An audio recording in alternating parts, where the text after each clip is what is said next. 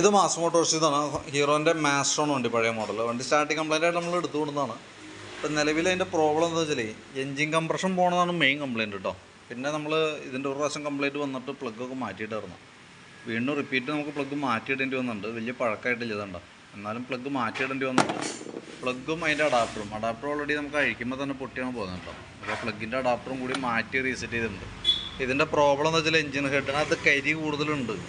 അപ്പോൾ വാൽവിനകത്ത് കരി വരുമ്പോഴാണ് ഈ കംപ്രഷൻ ലീക്കായി പോകും. അപ്പോൾ നമ്മൾ എങ്ങനെ സെൽഫ് അടിച്ചാലും വണ്ടി സ്റ്റാർട്ടാവില്ല, കിക്കർ അടിച്ചാലും സ്റ്റാർട്ടാവില്ല. കിക്കർ അടിക്കുമ്പോൾ നമുക്കൊരു ബലമില്ലാത്ത രീതിയിൽ വളരെ ഫ്രീ ആയിട്ട് താഴേക്ക് പോകും. അതാണ് കംപ്ലയിൻറ്റ്. അത് നമ്മൾ എങ്ങനെ അടിച്ചാലും ആ നേരത്തെ സ്റ്റാർട്ടാവില്ല. ഇതിപ്പോൾ നമ്മൾ പ്ലഗൊക്കെ അഴിച്ചതിന് ശേഷം കുറേ നേരം കിക്ക് ചെയ്ത് ഓയിലൊക്കെ അടിച്ചിട്ടാണ് സ്റ്റാർട്ടാക്കിയിട്ടത്. അപ്പോൾ അങ്ങനെയുള്ളതിപ്പോൾ സ്വാഭാവികമായിട്ടും ആ കംപ്ലയിൻറ്റ് വീണ്ടും വരാൻ സാധ്യതയുണ്ട് കേട്ടോ. ഇപ്പോൾ നമ്മൾ പ്ലഗ് അഡാപ്റ്ററും മാറ്റി പുതിയ അഡാപ്റ്ററാണ് കിടക്കുന്നത്. അപ്പോൾ കംപ്രഷൻ ലീക്കേജ് കാണിച്ചു കഴിഞ്ഞാൽ ആ കംപ്ലയിൻറ്റ് വീണ്ടും റിപ്പീറ്റ് ഇടയ്ക്കിടയ്ക്ക് വന്നുകൊണ്ടിരിക്കും. അതിൻ്റെ ഒരു പരിഹാരം എന്ന് പറഞ്ഞു കഴിഞ്ഞാൽ എഞ്ചിൻ ഹെഡിൻ്റെ ഭാഗം അഴിച്ച് മെയിൻറ്റെയിൻ ചെയ്യേണ്ടതാണ്.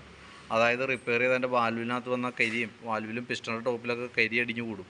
അപ്പോൾ അതൊക്കെ ഒന്ന് ക്ലീൻ ചെയ്ത് റീസെറ്റ് ചെയ്യണം കേട്ടോ. എന്നാൽ തന്നെയാണ് കംപ്ലയിൻറ്റ് മാറുള്ളൂ. അതല്ലെങ്കിൽ ഞാൻ വീണ്ടും വന്നുകൊണ്ടിരിക്കും. പിന്നെ വണ്ടിക്ക് പഴക്കമുള്ളത് കൊണ്ട് നമ്മളത് അഴിക്കണ സമയത്താണ് വേറെ എന്തെങ്കിലും പ്രോബ്ലം ഉണ്ടെങ്കിൽ അറിയാൻ പറ്റുള്ളൂ. അതായത് സിലിണ്ടർ സ്ക്രാച്ചസോ കാര്യങ്ങൾ അങ്ങനെ എന്തെങ്കിലും ഉണ്ടെങ്കിൽ നമുക്ക് അഴിക്കുമ്പോഴാണ് അറിയാൻ പറ്റുള്ളൂ. അപ്പോൾ അങ്ങനെ ഉണ്ടെങ്കിൽ അതും കൂടി ക്ലിയർ ചെയ്യാൻ കണക്കാക്കിയിട്ടൊക്കെ വേണം അഴിക്കാനായിട്ട് കേട്ടോ.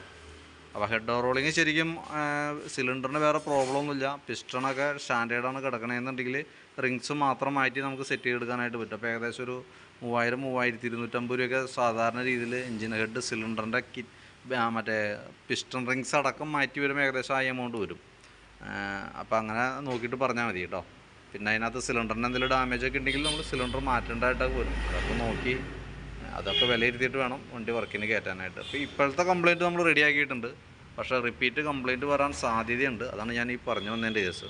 കാർബൺ വീണ്ടും ഉണ്ട്, വാൽവിലേക്ക് കൂടുതൽ കയറി വരികയും ആ വാൽവ് ക്ലിയറായിട്ട് അടയാണ്ടും വന്നാൽ ഈ പറഞ്ഞ കംപ്ലയിൻറ്റ് വീണ്ടും റിപ്പീറ്റ് കാണിക്കും. ഓക്കെ.